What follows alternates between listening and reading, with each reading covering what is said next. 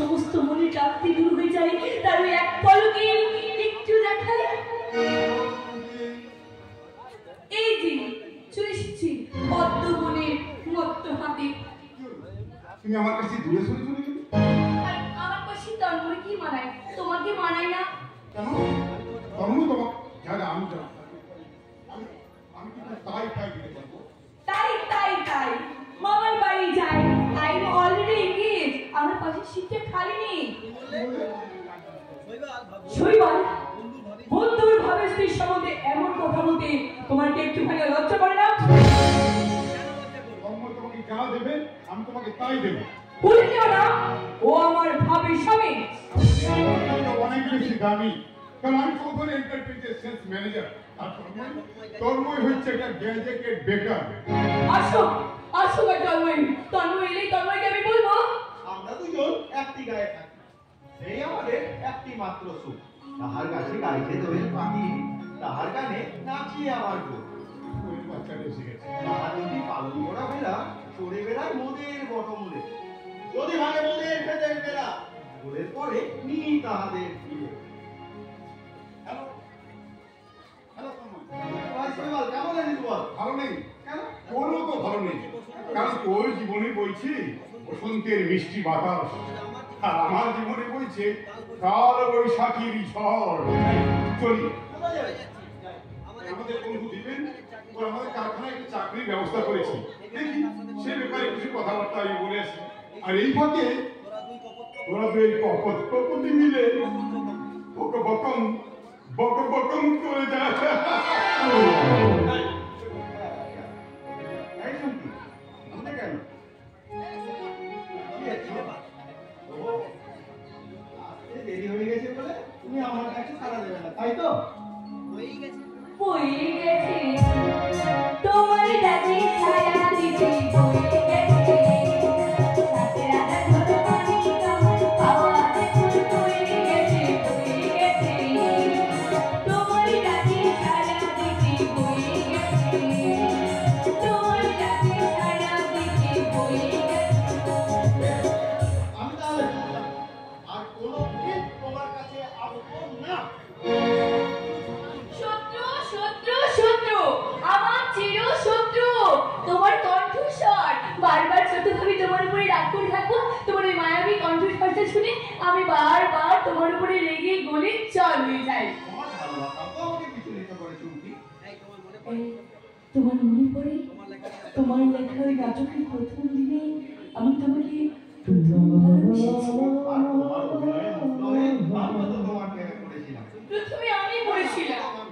না প্রথমে আমি। না আমি। আমি বলছি না আমি। না আমি। না আমি। না স্যার আমি সমাধান করে দিচ্ছি। আমি দিবেন? যা চুমকি আদা দিয়ে দু কাপ লাল চা করে নিয়ে আই তো। আদা দিয়েছে? আরে ও চা খেলে মনে করবি না অমৃত পানি করছে। অমৃতে যে আমার অনিচ্ছা নেই সে কথা কি ভুলে গেলি শালা দিবেন? আরে সৈবাল চুমকি যাচ্ছি দাদা, ডোন্ট ওয়ারি, আমি চা আনবো আর তার আগে আনবো আমার হাতে গরম গরম তেলে ভাজা আর এই কাজরার বিখ্যাত মুড়ি।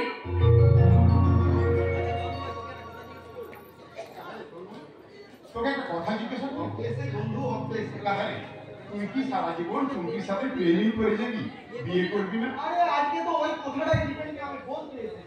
এই যে আমি তোর সাথে কিছু কথা বলতে চাই তন্ময়। বন্ধু ব্যস্ত করে দেবো বলছা। তুই কি নাটক লেখানে ব্যস্ত থাকবি?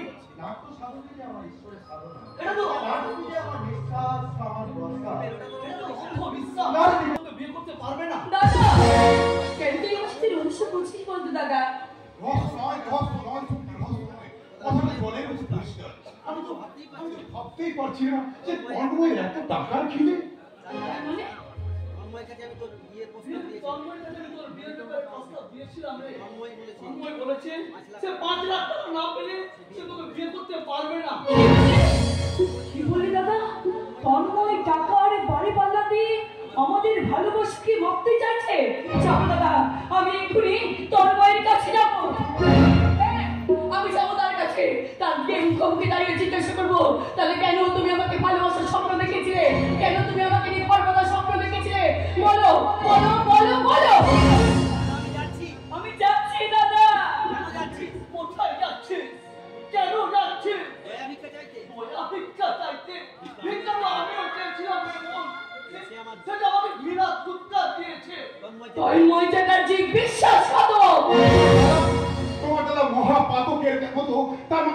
তার হাতে পায়ে পর্যন্ত ধরেছে।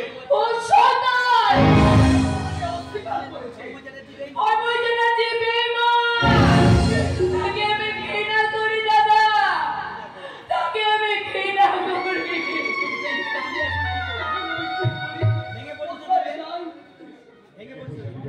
আমি তো রয়েছি। তুই ঠিক বলছিস দাদা, যেখান থেকে হোক যেমন করে হোক ওই 5 লাখ টাকা জোগাড় আমাকে করতে হবে। না! ওই 5 লাখ টাকা জোগাড় করে আমি তার সাথে তোর বিয়ে দেবো। দেবো দাদা! আমার ভালোবাসাকে যে অস্বীকার করেছে, লোভে ছুড়ে দিয়েছে, আমার সরল হৃদয়টাকে কত বিক্ষত করে দিয়েছে, সেই খুনি অভিনেতাকে আমি বিয়ে করতে চাই না দাদা, আমি বিয়ে করতে চাই না। শৈবাল, তন্ময় আমাকে লজ্জায় ফেলে দিয়ে চলে গেছে। তুমি কি পারো না আমাকে সেই লজ্জা থেকে উদ্ধার করতে? তার মানে আজকে তুমি আমাকে বিয়ে করবে শৈবাল? এটা তো হয় না।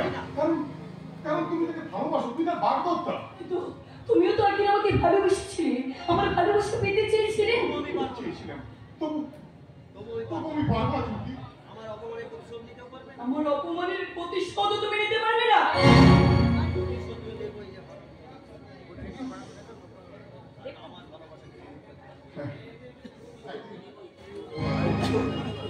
সত্য আমি নেবই রে করমজাদি চুমকি। কারণ তুই একদিন আমার ভালোবাসাকে উপেক্ষা করেছিস, আর আজ তোর এই ভালোবাসাকে নিয়ে আমি প্রতিশোধ নেব। কি হলো শৈবাল? ভগ্নিদারকে উদ্ধার করতে পারবি না? আমার এই হতভাগীর বোনটাকে তুই বিয়ে করতে পারবি না?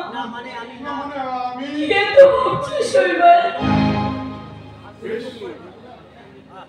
তোমার অপমানের প্রতিশোধ দিতে আর আমার এই বন্ধুকে তার ভক্তি দায় থেকে উদ্ধার করতে আমি কথা দিলাম, তোমাকে আমি বিয়ে করবো।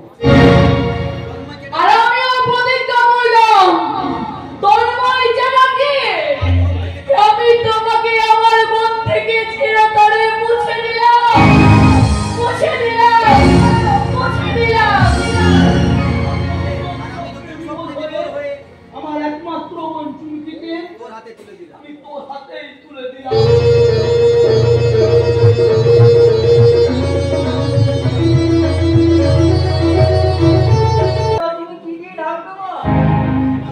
কি বলতে চাইছিস তুই?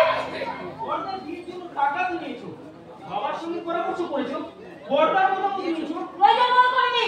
তুমি কি মা উপস্থিত থাকার মতো লোকদের সাথ পেয়ে তুমি নিজের বিবেকটাকে বাদ দিয়ে দিলে?